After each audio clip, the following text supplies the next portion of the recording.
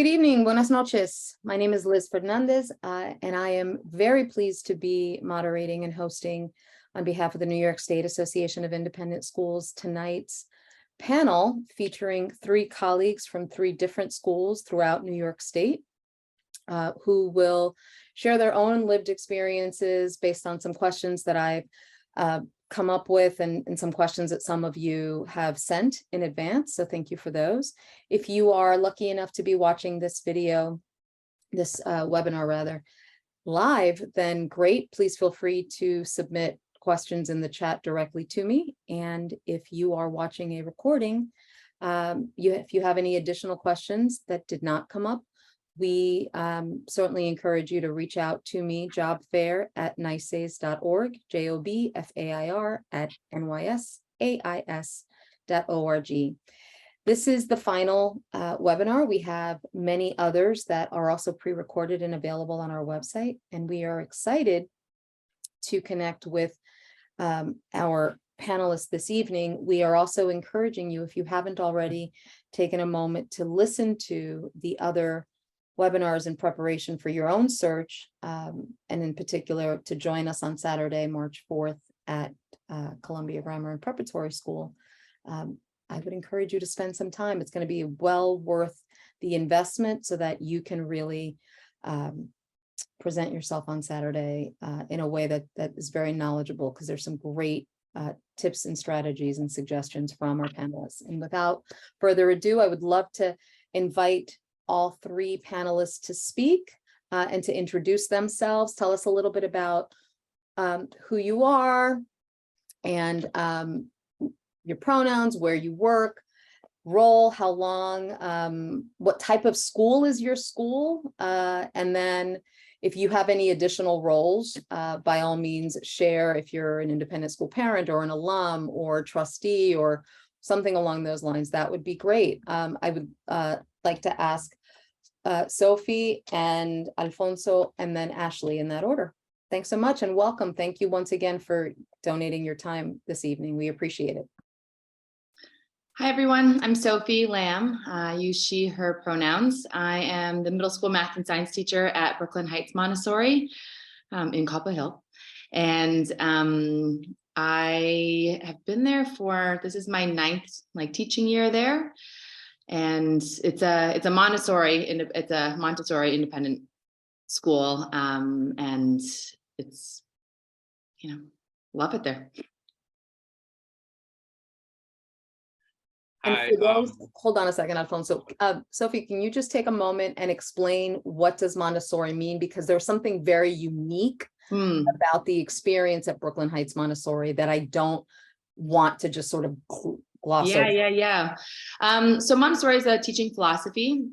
A lot of parents have a lot of questions about, I teach at the middle school level, so 7th and 8th grade. So I feel like a lot of people have a familiarity of Montessori as being like a preschool, like for younger students and, fostering independence and choice and having these mixed age groups so that they're able to understand leadership and also learn from older students. And so we do get a lot of questions about what does that look like in 7th and 8th grade? I've never heard of a, Montessori, what does that mean? And for us, the biggest thing is Montessori is at the core of its philosophy is, yes, independence and fostering a love of learning and this intrinsic motivation in students. But it's also making sure that we're getting students ready for the next step of their process, the next kind of phase of their life, right? So at a preschool level, it might be okay, they've got to do this practical life sensory work. So pouring work, cleaning tables and cleaning the floors and tidying up after themselves, taking their jackets off by themselves and, learning the fundamentals of math and learning the fundamentals of language. By the time they're in middle school, they're kind of preparing for what high school looks like in New York and, surrounding areas. And so it's really, but taking those philosophies of fostering a love of learning, giving them choice, freedom within limits. And so a lot of those, just giving them their independence, but also giving them the care and the guidance that's needed for them to to love learning, to recognize, like, and I think this is probably true of so many independent schools too. It's not teaching them like just giving someone the answers or, telling them what the work is, but trying to help them like find the answers themselves and teach them how to learn rather than just teaching them like the facts and the work behind it. Thanks so much. Alfonso? Hi, everyone. My name is Alfonso Espinal. I am the Director of Technology for the Nightingale Bamford School.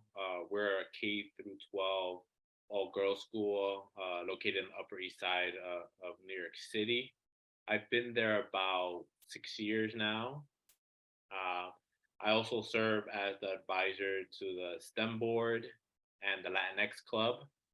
And since this is being sponsored by NYSAIS, I'll make a plug for the ELI program. I'm also part of the cohort for the Emerging Leaders Institute program that's supported by NYSAIS.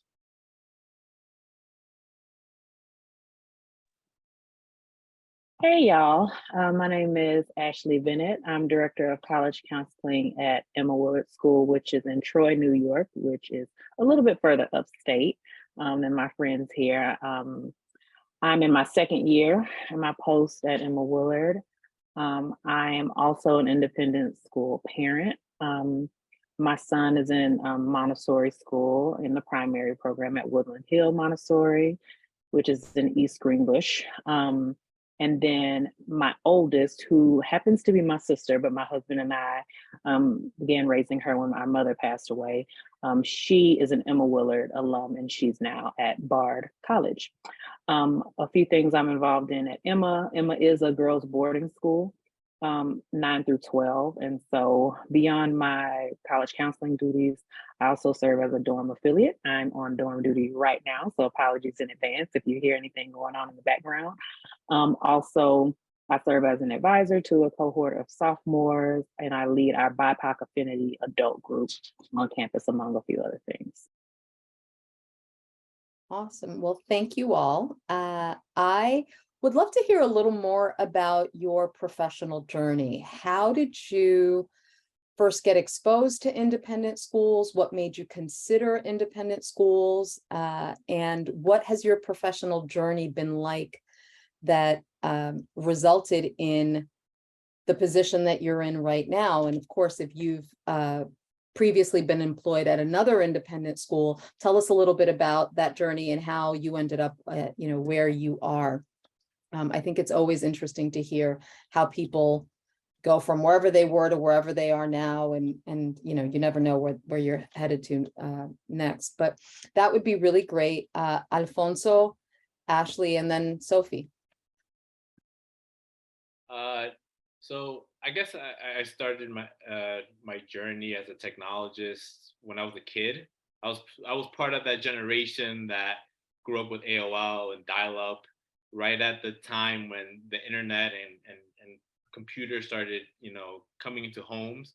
So I really fell in love with technology there. I started working in an IT department when I was in high school, and I also started doing technical training at my high school. That almost predates sort of the computer science programs and engineering programs you see in schools today. I went to Syracuse University, and I did my undergrad and graduate degrees there in information management and technology and telecommunications. And like any kid in college, you think that when you graduate, you're going to go into corporate America. So when I was doing all these interviews, I was, lucky enough to graduate in 2008 when things were sort of crashing. We had the financial crisis happen.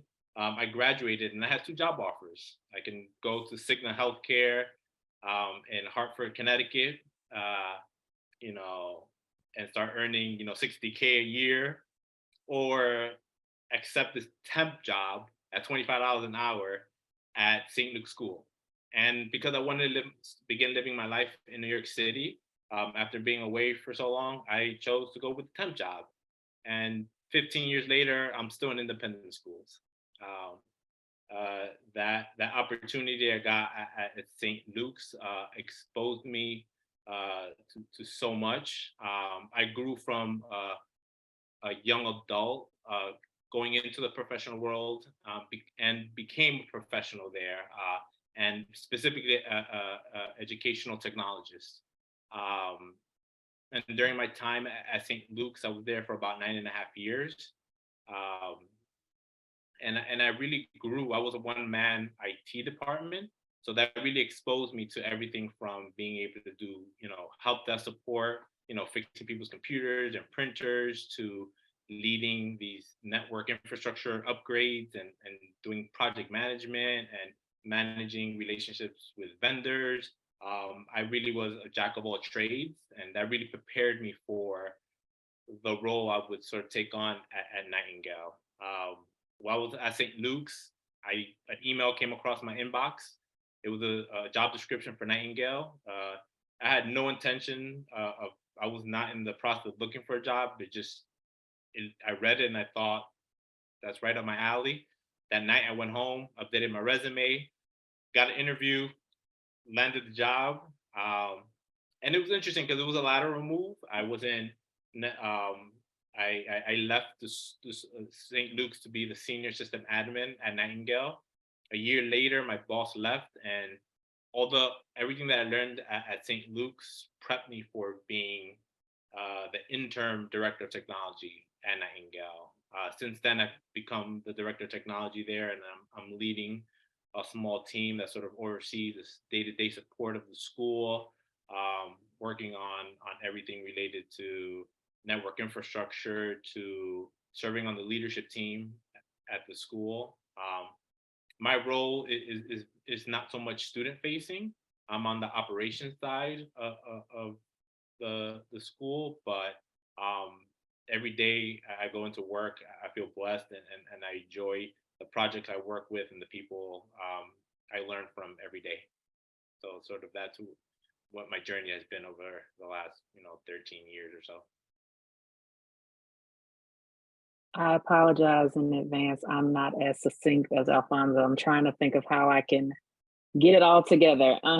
So let's see. I'm originally from Houston, born and raised, and growing up in a super diverse city, full of great public school options.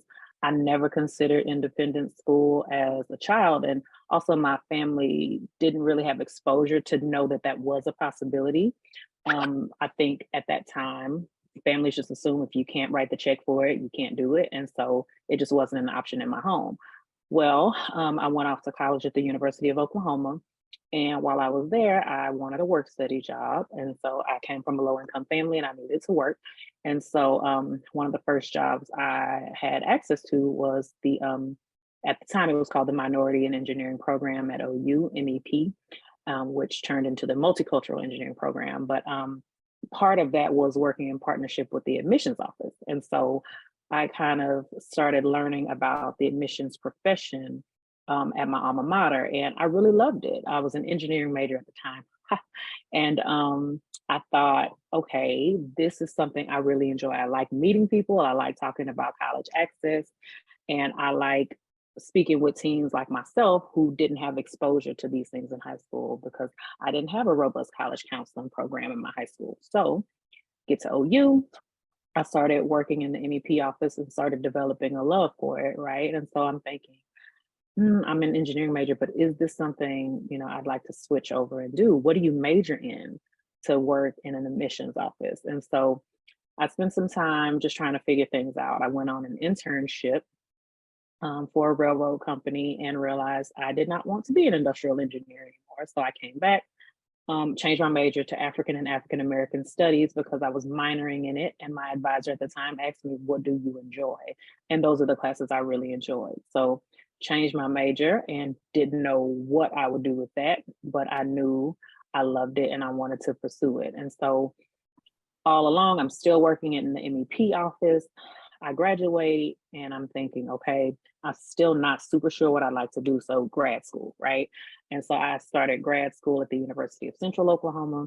And while at UCO, I started thinking about applying for some professional college admission jobs. And so I started working at Oklahoma City University as an admission counselor. and just started climbing the ranks, was promoted to assistant director, then went on to become director of admission and recruitment for Wiley College, which is an HBCU in East Texas. For those who don't know, HBCU stands for Historically Black College or University. And so that was an opportunity for me to continue doing what I loved, and also working in an HBCU was a dream of mine. So while I was there, I was able to hone those skills. But there came a point when I realized I was no longer really interested in being in college admission because of the amount of travel it required, and just, the time away from family, the lack of work-life balance, things like that. And so I spoke with a mentor, and he asked me what I thought about high school. And I thought, I graduated high school once, I don't want to go back. And so he talked about, from a college counseling side, I'd still be able to do the things I love, which is talk about college access, but I get to catch them on the high school side of things, which means I'd have the opportunity to build relationships. The challenge with doing college counseling in a public school setting, one has to teach in a classroom for 2 years and then go into college counseling. And I had no interest in that. And so talking with my mentor again, he said, well, have you thought about private or independent schools? And I'll say I had my own narrative in my mind, my own biases against independent schools. And so I thought, I'm too Black, I'm too Southern, I'm too a lot of things, I told myself. And so he said, give it a shot, see what you think. And so I started my first independent school experience at a girls' Catholic school in Houston, where I served as college counselor for 5 years. And I'll be honest, that time wasn't without its challenges, especially during the 2016 election, and all kinds of things were going on in the country. And so I thought, well, I'm not sure that this is where I want to stay, but I did like doing college counseling in an independent school setting because I was able to be more involved in students who probably didn't have someone who looked like them working on the faculty or admin side of things. So I was able to really form deep and meaningful connections with students and families because they didn't see many people who looked like me in positions at the school. And so that became really a safe haven for me.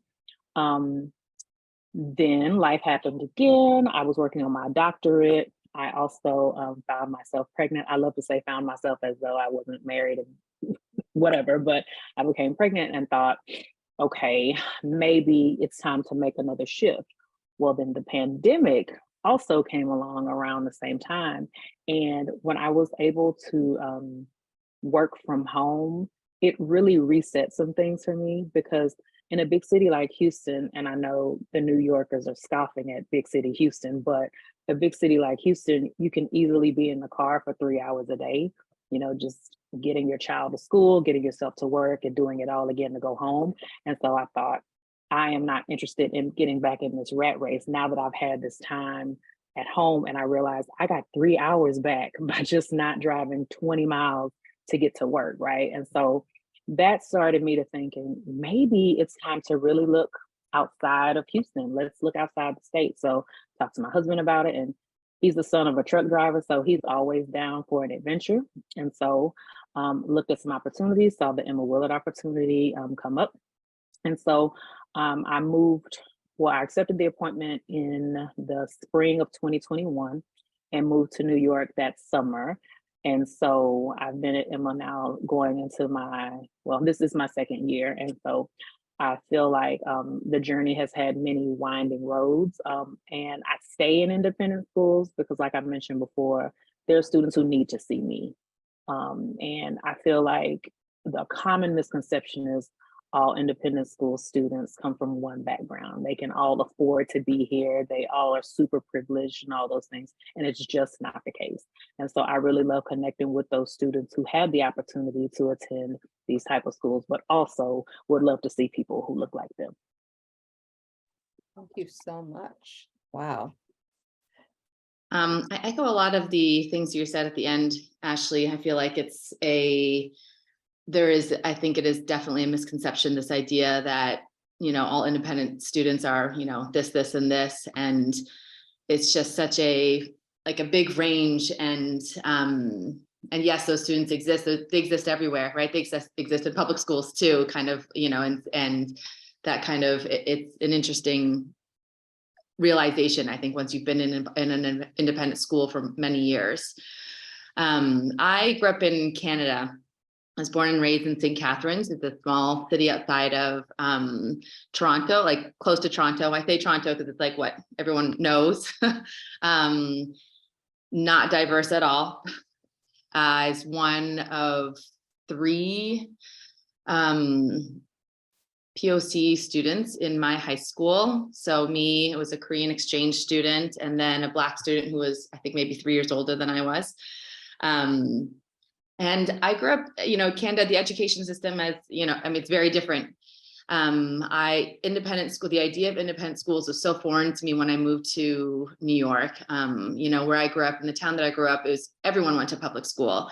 There wasn't a private school, there wasn't an independent school. There was maybe some smaller like schools that had some religious ties, but basically everyone went to public schools.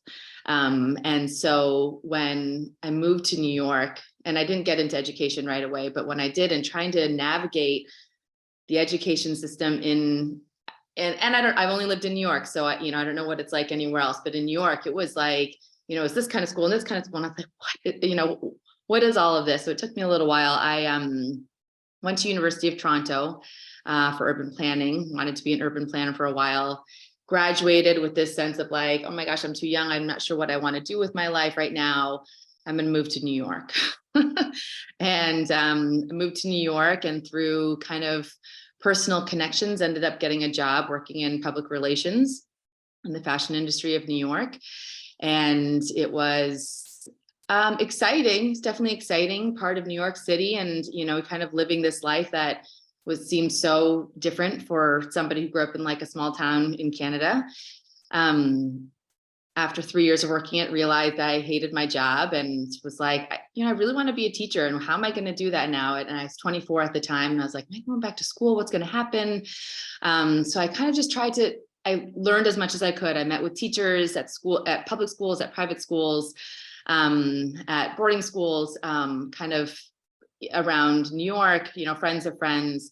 And then I had a really good friend who was actually took a year off of a year after university and taught at a Montessori school in Taiwan. And he, English speaking, doesn't speak any Mandarin at all. It kind of told me about his experiences of what it was like to teach at a Montessori school in Taiwan. And I was just kind of blown away by the Montessori philosophies, blown away by just what it means, like the idea of teaching and how different it was from like kind of the traditional school setting that I had growing up. So I was super interested in the Montessori philosophy, super interested in just how you like foster this learning in these really creative ways.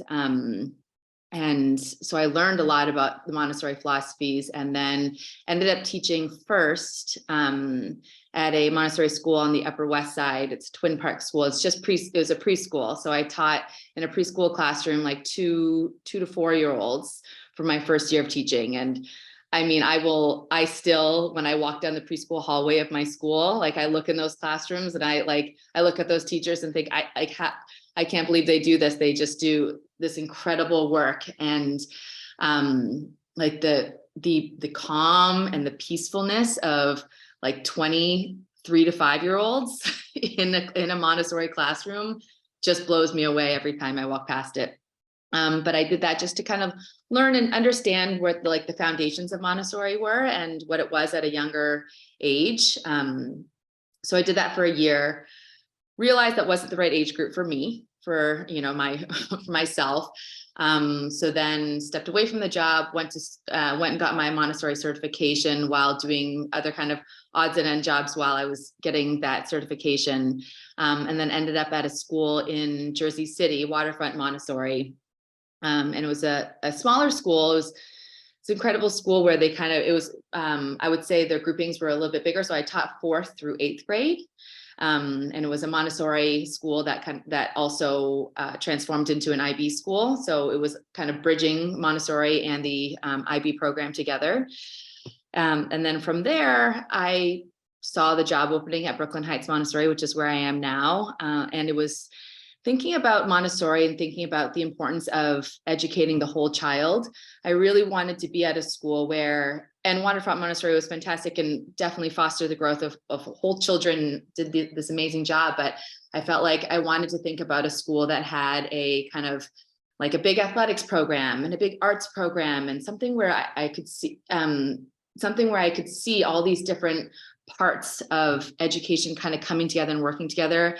One of the things that I love most about my school is we spend so much time thinking about how to bridge the programs, how to bridge different curriculum. Like, you know, we have these meetings at the beginning of the year, like, hey, what are you teaching in dance and in photography and in, you know, PE, and this is what I'm teaching in math and in science, and this is what, you know, the humanities teacher is teaching, and how can we create how can we create a unit that has them doing like the force and motion activities in PE class, and then they come back to science class and they actually see, you know, what the physics are behind what they're doing. And so that was really exciting to me, the exciting of just having all these different programs, being able and working with them. And we're still, you know, a smaller school, which is great. And when, you know, I have a class of 31 students right now, of 7th and 8th graders. But it's like being able just to connect in so many different aspects of their kind of education is really amazing. I think I'm like going off track right now. I think I just got excited about talking about that, but we're talking about my path. So yeah, so I've been there for now 9 years. There's also a very big advisory program at the school, which is, you know, so I also get to be an advisor. So being able to connect with these students in ways that I wouldn't be able to do if I was just teaching them math and just science. And, you know, so I think one of the reasons, and if I'm, you know, kind of going into like adding on to why I stay in independent schools, for me, the choice to go into independent schools kind of came from my love of Montessori education. And then from there, being able to be at these smaller schools where I can build these connections with students and get to know them on like a much deeper level. You know, as part of 7th and 8th graders, or as part of the 8th grade, as an advisor, as a math teacher, one of the things is getting to write about them, right, for high school recommendations. So it's like being able to write about them when they go off to high school and actually like think about all the amazing things they've done. It's like really, it's a lot of work. And it's also like, I enjoy doing it so much because it's like, I know each one of you so well, and being able to write about you and talk about how you're going to be ready for the next step is like really exciting for me. And I think that that is one of the things that's amazing about independent schools, is that it allows that to happen, allows these bonds and these relationships to happen between students, and then between teachers and students, and also like other adults within the community and the students, that I think is really, is lasting, I think, for the students. That is so true. Just so much of what all three of you shared, just in terms of how you ended up where you were.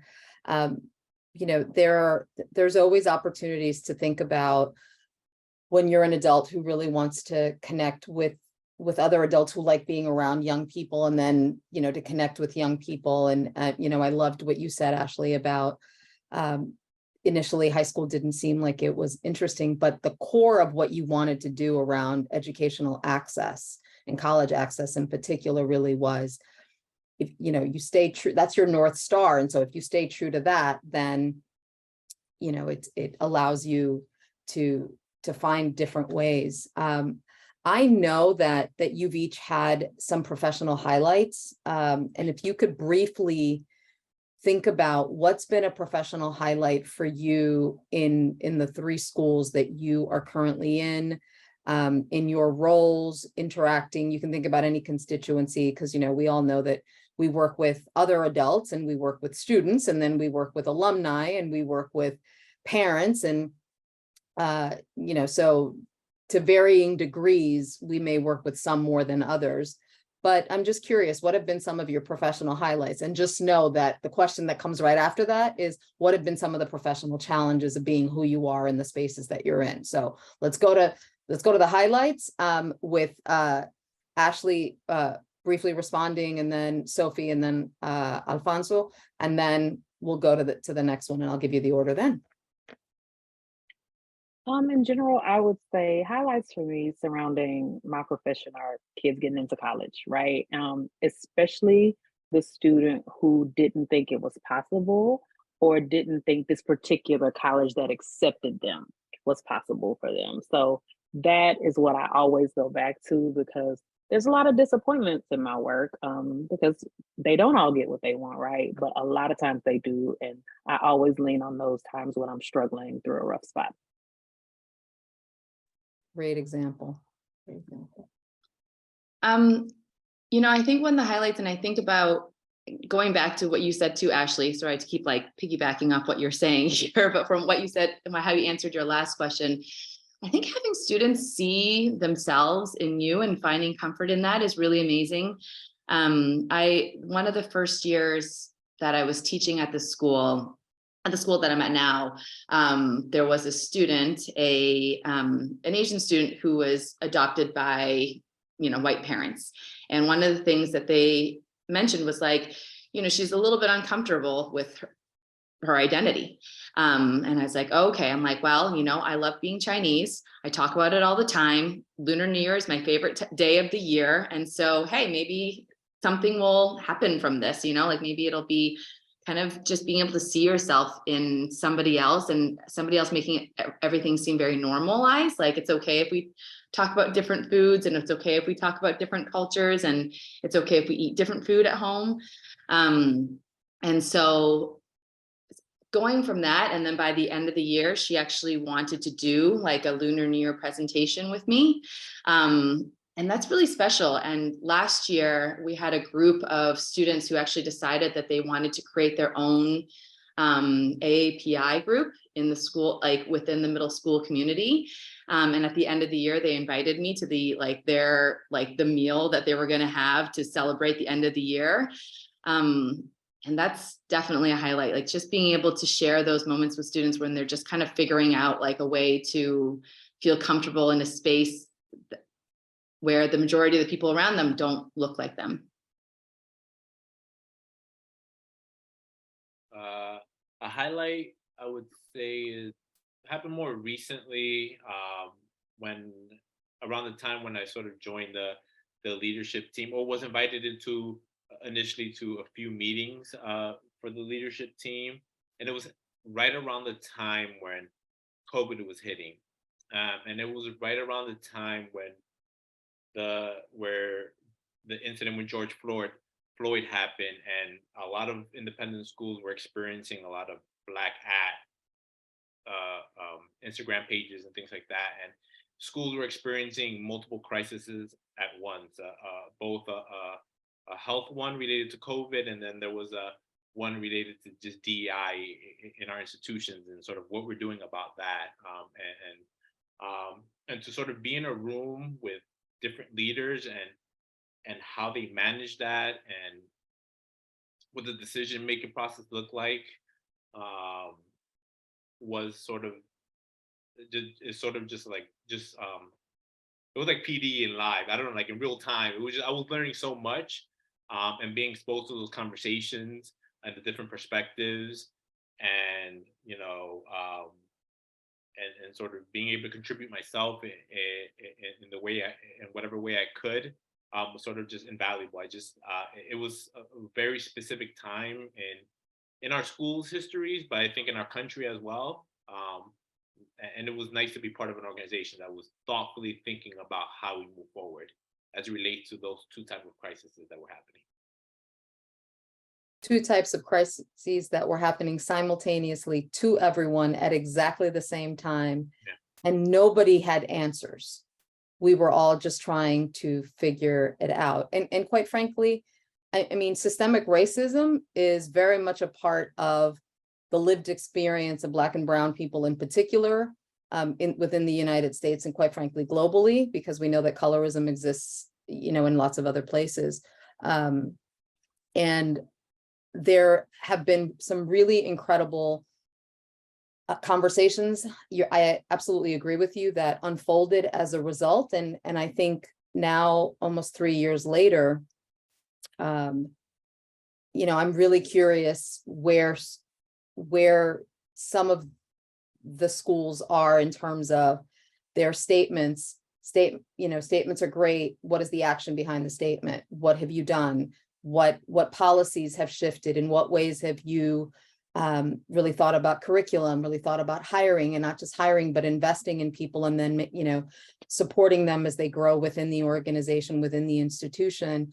How do you continue to amplify the voices and the learning experiences of young people in our schools across all identities in a way that allows them to truly feel like there's a sense of ownership in where they go to school, as opposed to they're just the visiting team member?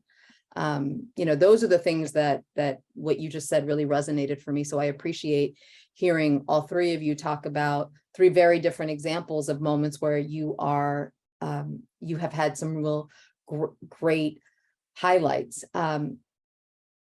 There've also, I'm sure, been some challenges, and I'm going to invite you to think about what challenges, what's one challenge that you'd briefly like to share with us that has been about who you are and where you are and what you're doing that was particularly difficult, that you feel like sharing. And I'll invite Sophie first, Alfonso second, and then Ashley before I move to the next question. So I unmute myself. It's interesting, and I don't want to make this seem like I don't have other challenges, or that my challenges have been like erased. But I do think I want to think about like a challenge that I've had that I feel like I recognize the difference of. Anyways, okay. So I feel like in my school setting right now, I have supervisors and like just staff members who are very supportive, very supportive of DEI work. Like there is so much support, and it is so a part of our mission. And to have that support behind you when you want to do something, like as a teacher, like, hey, I want to do this work on, privilege today with these students. Like, is it okay? Just and to have the support of your head of middle school or your head of school saying like, yeah, that's important work. It's okay to take time out of your day, or it's okay to just do that. And we don't have to get permission from the parents to make sure it's okay, that it's age appropriate. And like, cause this is important work and we need to move forward on that. That's really amazing. And I do feel like I have that support at the school that I work at, which is amazing. And I guess what I'm saying is that, yes, that's not necessarily a challenge that I face, but I recognize it as a challenge that I have faced, and that so many educators and that educators of color face in the schools, in independent schools.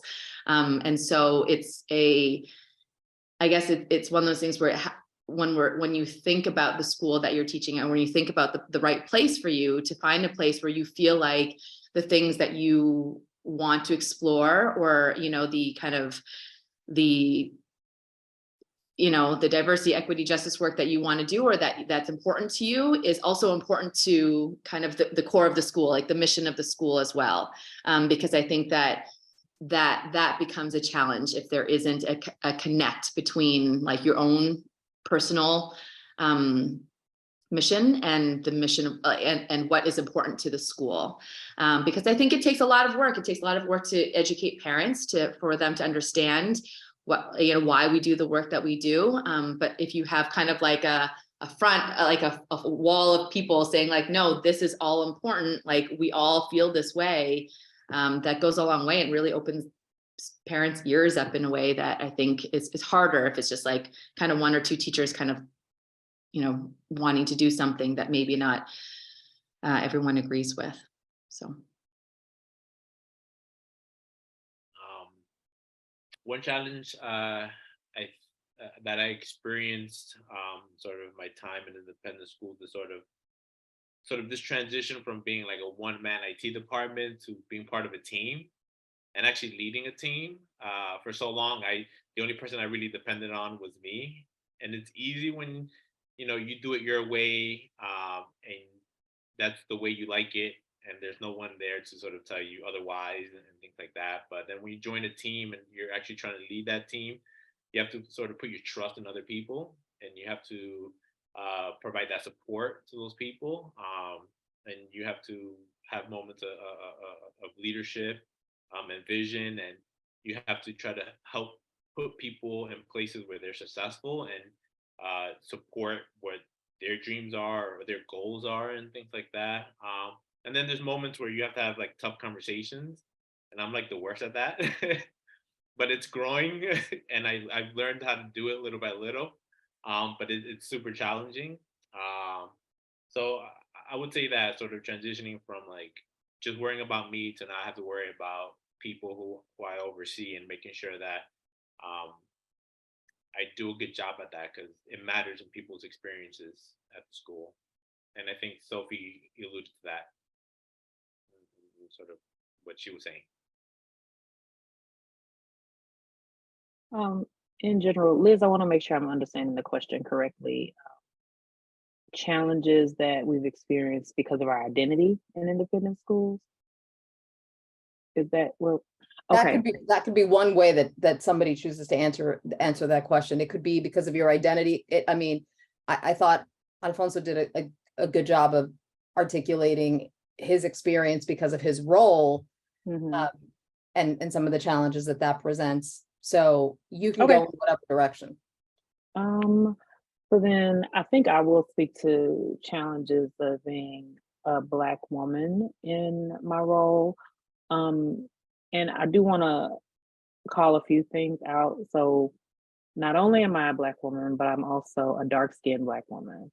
I also wear my hair in locks. I'm also plus size, right? So there are all these intersections where if people have issues with those things, they automatically have an issue with me. And so I used to struggle with imposter syndrome in my role, and through just, a lot of maturity and therapy and all those things, I've really come to stand firm in who I am, but that doesn't mean I'm still not presented with daily challenges in these spaces. I experience microaggressions. I'm often asked questions that are not asked of my white male counterparts. I'm often second guessed, and I play the guessing game, right? Is it because this? Is it because that? Do you just not trust my knowledge base, et cetera, right? And that's not just at this particular school, but just in general, working in this profession that is largely white and male. And so I would say, in general, the challenges are the mental gymnastics and the hoops that I'm jumping through internally, right? So sometimes I have to remind myself, I know what I'm doing. I've been doing it for a long time. I deserve to be here. I have a voice that matters here. And so once I ground myself in that, I can get right back to the work. I would say the challenges that I've experienced in independent schools, I also experienced when I worked in public schools, right? And it's because systemic racism is a thing. It just, yes, you can see it more in independent spaces because they usually lean more white and affluent, but I've experienced it, just in a variety of different places I've worked. So I combat those challenges by recognizing that I'm a badass and they are lucky that I'm here. I am lucky to work with the great students I get to work with, but in general, being a person of color in schools like these, it definitely adds more value to my life than it causes any kind of stress or strain. I think, one, because I'm able to develop really dope and meaningful relationships with students simply based on my identity, right? Sometimes students just want to see someone who looks like them. They don't know me well, but they know this is a person who may understand where I'm coming from. So that automatically removes that layer, right? So there are things that students talk to me about that have nothing to do with college counseling. I don't know the questions they're asking. I don't know the answer, but because they see me as a place of comfort and peace, they're happy to bring those things to me. And so I consider it a privilege to really serve as that touch point for students. I recently read Admissions by Kendra James. She is an alum of a boarding school in this region. And she talked about, being Black at those schools, and she talked about Black at.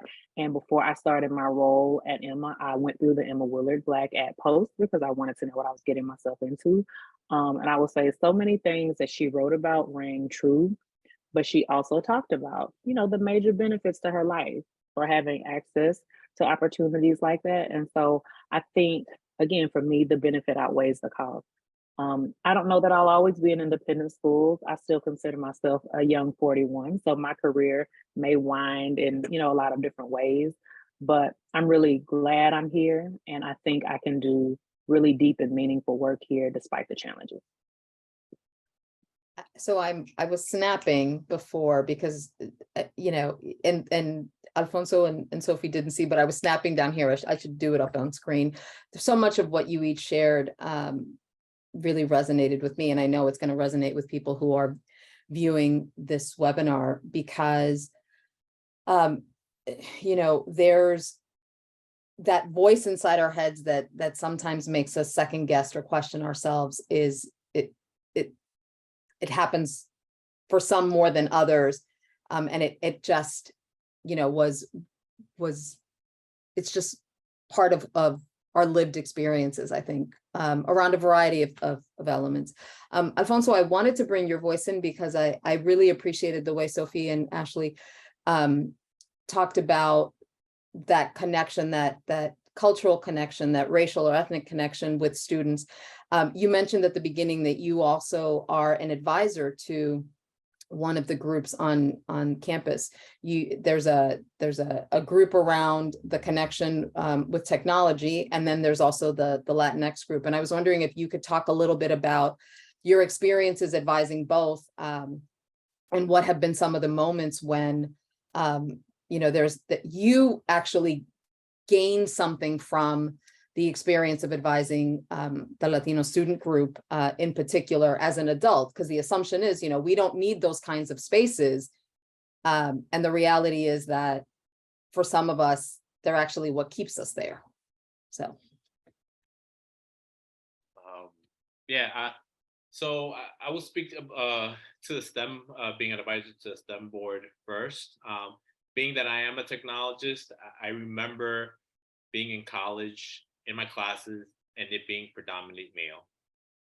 And there is stereotypes out there, or I shouldn't say stereotypes, the truths out there around technology fields like computer science, engineering, IT being dominated by males. And being in all-girls school and seeing these young women immerse themselves in these various fields that I think bring so much value to their lives, their future, but also are examples and representatives that women can be and can be in these fields and can excel and lead in these fields. And that's a huge thing that Nightingale promotes, and I'm glad to be part of that. As far as the Latinx Club, it feels like home when I'm there because, again, if I reflect back at college, it was I grew up in Washington Heights. I pretty much went to school with nothing but Latinos and African Americans. So when I landed at college, it was a culture shock. I gravitated towards other Dominicans that were there. I joined a historically Latino fraternity, and through that fraternity, I was able to sort of express and share my culture. Being part of the Latinx club and seeing these young women share and express their culture inside of our school, it resonates with me, and I'm happy to be part of that because it's sort of how I lived my life when I was younger. So I'm sort of living through them, and being able to provide guidance where I can. But it's important for me to allow them to sort of lead the way and sort of follow and sort of just enjoy the ride when it comes to sort of that kind of stuff that they're doing, the work that they're doing. Thank you so much. As I listen to all of you, there's some really excellent kernels of wisdom and advice that I think people can extract from from this conversation. And I also want to recognize that there may be some additional sort of strategies or tips or information that you can offer in the form of advice or wise takeaways for our audience. And so this will be our last question, just keeping in mind our time. What is, an essential piece of advice that you would say to someone who is either looking to make a career transition or looking to really think about how to enter these spaces and remain whole and complete? What is, what's a piece of advice that you would offer someone who, is wondering if this is the right place for them, and so on and so forth. Like there's a whole laundry list. The point is, what's the advice that you would offer? Because we've got a captive audience that is looking to either enter these spaces or continue and maybe move within these spaces. So what's advice that you would say? And certainly I'm going to invite you each to have like your top one and then your backup, because if someone says your top one, then we want to be able to go to a next piece of advice and not just be like, yeah, whatever they said, because there's too much wisdom on this panel. Like, really, let's tap into it. So Ashley, and then Alfonso, and then Sophie. I would say get really clear on what matters to you. So for me, it matters that there are other Black people where I work. I do not enjoy being a trailblazer in that way. I've experienced a lot of trauma being the only, and I don't intend to continue that. So for me, it's always important to make sure there are other folks who have similar lived experiences where I'm going. And also I would say in general, the research is super important beyond the website, right? So when I was looking at my school, like I mentioned before, I checked out Black At, and then I also reached out to people of color who were already working at the school.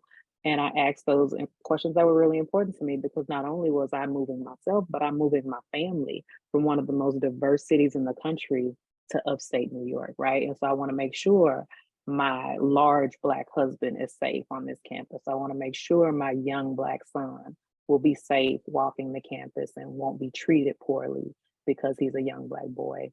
And so all of those things I had to ask before. I did not want to experience that without having done my research, because it was making such a big move for my family and a big shift for myself that it was important enough to do all the research to make sure I'm setting myself and my family up for success. So my one thing is getting clear on what's important to you, and then doing the research to make sure those important things exist at the place you're looking at. I want to say two things. I definitely wanted to touch base on what Ashley said about imposter syndrome. It's real. It's so true. I've experienced it myself a lot, and I still do. Know your worth. Know that you're valuable. Believe in yourself. And know that a lot of people feel that same way, but doesn't mean it's true. So I just wanted to acknowledge that. And the second thing I would say is sort of, I want to say lean into your work, your passion, what you really care about, what you love to do on a day-to-day basis. Make sure that you continue to be a lifelong learner, and you're constantly developing yourself, your skills, and then use that to be sort of an agent of change within your organization. Be someone who's able to take their expertise and influence other people in a positive way. Do good work. Just carry yourself in a way that through your work that just commands respect, and things like that. I think that goes a long way in sort of how you've seen opportunities that may come your way, and things like that. Your work matters, and others will see it, and a good organization will recognize you for it. Thank you. Before Sophie, you share, I have to say, someone once said to me, if you ever hear somebody say, know your worth, and it happens mentally now, there's a second part to that sentence, and I want to make sure it's heard here. Know your worth and then add tax. And a whole lot more, because the reality is, that people of color are often asked to serve in a variety of roles. They are asked to attend events, be images in the glossy pictures that are taken, and so many other, and those are the ones that are when you're formally asked. We also know that students and families and colleagues, and when people are coming in, and all of those informal experiences are also part of the work that we do that's in invisible ink on our position descriptions. And so thank you so much for reminding us of our value and our worth, and also add the tax. And then the second thing that I wanted to speak to in particular that you said was the idea of being a lifelong learner. Our schools have extraordinary resources available for professional development. And whether that's professional development that you want to pursue an additional degree in graduate school, or it's a conference or a workshop, or some sort of learning that you want to expand upon, taking full advantage of those resources is a really great way for you to be in the present and also always growing into a better future. So thank you for that. Sophie. All of that. And I think find your people. Like, I think there is nothing that feels being in a room of POC educators is so incredible. I did this professional development, this ILI, Inter-School Leadership Institute. And it was the first time that I had been in this like room with like a group of people who were, different, because we're from all different groups of people, we're all different groups of people of color, but together it was just amazing. And I think that having all these opportunities for professional development where you get to hear, even being a part of this panel and hearing these voices, it like empowers me in a way that, that kind of like refreshes my kind of excitement for going into an independent school and doing the work that we do. So I think finding the people who have those shared experiences as you, building community with them, and taking part in professional development, in programs and workshops where you have the opportunity to make these connections, and feel like you're part of this community that's going to be there for you, that's going to help you when you're having these challenging moments. I think that that's really important. And it's been really helpful for me in my journey as a teacher. Fantastic. So grateful again to all of you, and finding your people, connecting, thinking about what you need in advance, doing the necessary research, as Ashley reminded us. And it's the necessary research for like physical and emotional safety, which is critical. And then, the suggestions that Alfonso gave, and also, Sophie, just so much good information, so much wisdom. For those of you that are listening and preparing to enter the job fair on Saturday, we look forward to welcoming you, and good luck in the process. Please let us know if there's a way that NYSAIS can support you, and in particular me, jobfair@nysais.org. Again, my name is Liz Fernandez. I promise you I'm the person who will respond to your emails and your phone calls, and your inquiries, and you can ask as many questions as you want at any point. It really is my intention to be as supportive as possible for people as you're considering independent schools or making a transition. There is always work to be done everywhere, and I want to end where we started. Our schools, our kids of all identities deserve to see excellence in every shade and in every way possible. And so I thank you all for being here. I thank you all for what you do each and every day. We often don't hear the thank yous. I'm going to quote Lizzo and say, let's give us each other the flowers that we all deserve. And I'm honoring each of you for your time. and everyone who joined us and listened. I look forward to seeing you on a future panel and sharing additional learning communities with you to really support young people. So thank 3 of you and everyone else. And I'm going to ask the panelists to stay on. Thank you so much. And of course, Marcy and my team at NYSAIS, thank you for your support. We really can't do it without you. So thank you so much. Good night, everyone. Buenas noches.